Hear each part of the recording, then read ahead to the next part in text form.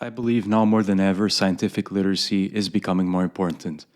So, a lot of times, this was seen during the pandemic, and even now regarding the vaccines, for example, the polarization of opinion regarding the efficacy and safety of the same. And so, while I'm very much in favor of questioning the efficacy and safety of a certain drug, of anything essentially that goes into our body or any idea, I believe that we must be coherent with how we use our skepticism. And so a lot of people who question the vaccine safety, and of course, as we know now, there are reasons to hold some degree of caution among certain age groups regarding the vaccine. Many of the people who criticize the vaccine in the first place are the same people who willingly do not question a lot of other alternative treatments and do not question the food that they're eating, the drugs that they are using. And so of course this is a very natural human aspect, which is that we are in essence very incoherent and actually not that logical beings. But I think this is something that we must keep in mind, because science is not about its content. So if I read an article and there are some observations and results regarding a certain topic, what I'm reading isn't necessarily science. What science is a method that we use to test a certain truth claim. It is a way for us to understand if we have enough evidence to adopt a certain position. And so I believe that in this situation, it is very important for each one of us to develop some degree of scientific literacy. You do not need to be a scientist to adopt this stance towards knowledge. Now, more than ever, we are dealing with information asymmetries, with a lot of information that we have no idea if it is true or not, because as our knowledge bases have expanded, it becomes simply impossible to be able to converse in all of these different domains of knowledge. And so we need to have a sense of trust sometimes in regards to a certain idea, because we simply do not have the prerequisite knowledge to have a firm grasp over what that means. And so trust is not about it's not about being a passive process. It's about an active process of doing your due diligence and understanding whether there are grounds or some level of evidence to back up that claim. When it comes, once again, to the COVID vaccines, I know a lot of people who are very, just straight from the beginning, they were very skeptical about the vaccine. They claimed the vaccine to be dangerous because it causes genetic imbalances or whatever. And the problem with this is, even if that is the case, then you should also employ that mode of skepticism to a lot of other things that are present in your life. And so this is something that I believe we need to be aware of. And then, of course, there's a lot of sensationalism in science, where, for example, a lot of times we hear this idea of if you do this or if you don't do this, there's a 4-time greater probability of you developing a certain disease or condition. And so all of that is very catchy. But this is where statistical literacy also comes into play. And we need to be aware of the difference between absolute risk and relative risk. So, for example, let's say that you read on a paper that if you eat eggs, for example, you have 5 times more risk of developing cancer. I'm completely making this up. But let's say that's what you read. The first question you need to ask, well, that is the relative risk. But what is the absolute risk? So let's say that the absolute risk is, for example, just, even less than 1%. If it's even less than 1% or 1% or 2%, even if you multiply that times 4, you will still get a very low risk. So that sensationalist title loses all of its importance.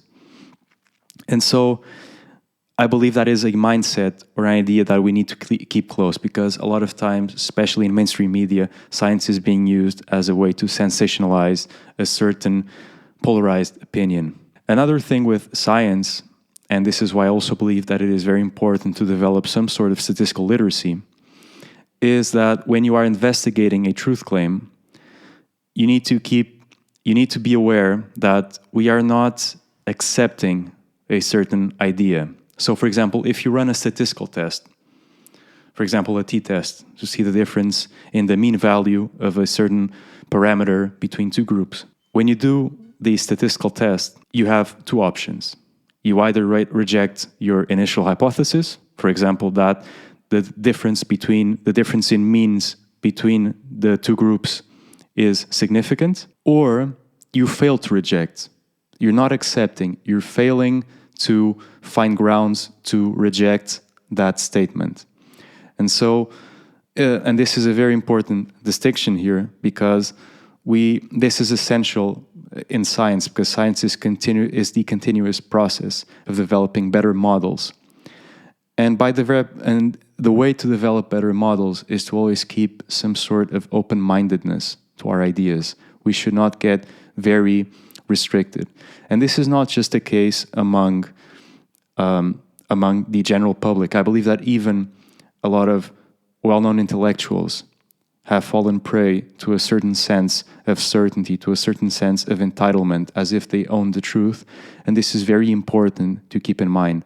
And I'm all in favor of questioning the content of a certain article that we receive. I'm very much in favor of doing due diligence and not succumbing simply to a authority bias. But we need to be consistent and ask ourselves whether we are applying that same skepticism to the rest of the things around us. In the end, from a decision-making process, it makes a lot of sense that if you are completely ignorant about a certain topic, then if you have the opinion of an expert or the opinion of someone who isn't an expert in the field in which you are trying to seek some sort of knowledge, that the expert, given that he or she has dedicated a lot more hours in that endeavor than the one who isn't an expert, that probabilistically the expert will be correct more times than the person who isn't an expert.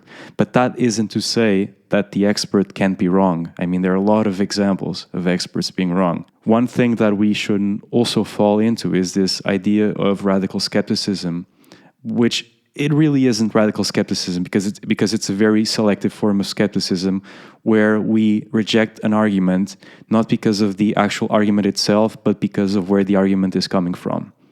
And so we reject, for example, we reject a certain scientific idea because we don't like the author of a paper. We reject that vaccines are safe because they're coming from the government and from Big Pharma. And so we need to be aware of why we are rejecting a certain idea. Questioning is wonderful. It is very important to society.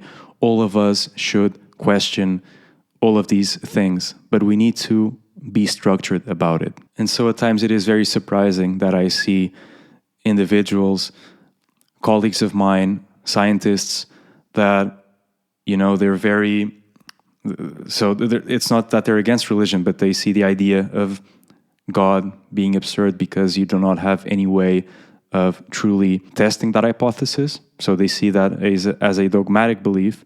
But a lot of times, these same scientists are also turning science into a religion. They're turning science into a dogmatic belief and forgetting that science is a continuously evolving process where we are developing models, hopefully with less assumptions as time goes on.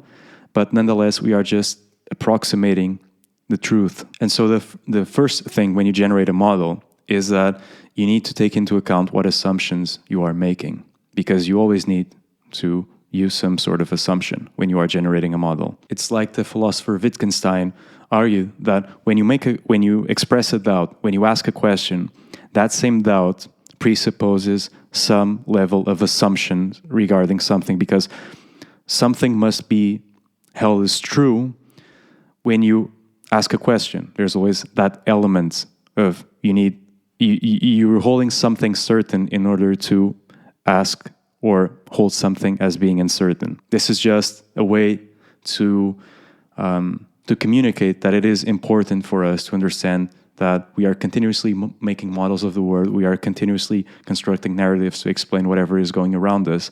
But oftentimes we fail to understand that we are making a lot of assumptions in order to construct those same models. I remember I was having a dinner one day with a bunch of people, and we were having conversations about some psychological based theme. I don't remember precisely what it was, and I expressed an opinion, and one of the people at the table said that because my opinion went against the opinion of someone else who was also at that dinner, the person said that she's right because she's a psychologist. And so a lot of times we hear these arguments where, once again, we're not focusing on the argument, we are focusing on somehow the identity of the person on the other side. And of course, during that argument, I did not respond to that by saying that I'm a neuroscientist, because I don't really like to use what I formally study as a way of ensuring that what I'm saying makes sense. Because, just because I'm in neuroscience doesn't mean that my argument is correct. And just because she was a psychologist doesn't mean that her argument was correct. And so one important aspect of our experience here is that we need to bring this sense of humility towards the aspect that at the end of the day, we're all humans and we are all extremely limited in knowledge. And science, when done right, is an extremely humbling endeavor, because you just realized how limited your views of the world, how limited your capacity to acquire knowledge and understand all of this wonder and complexity around us actually is. And so all of this is to say that questioning is very important, that education is very important, and that you should always do some sort of due diligence, especially when it comes to your own health. But at the same time, try to keep an open mind, try to be aware of the assumptions that you are using when you are accepting or rejecting a certain claim,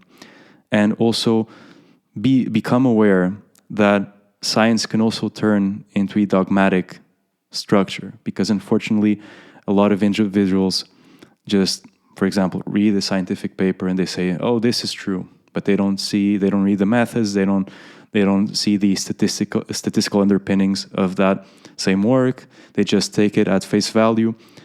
And a lot of this is guided by our emotions. Our beliefs are structured far more by our emotional predisposition towards a certain idea rather than the actual arguments behind a certain perspective.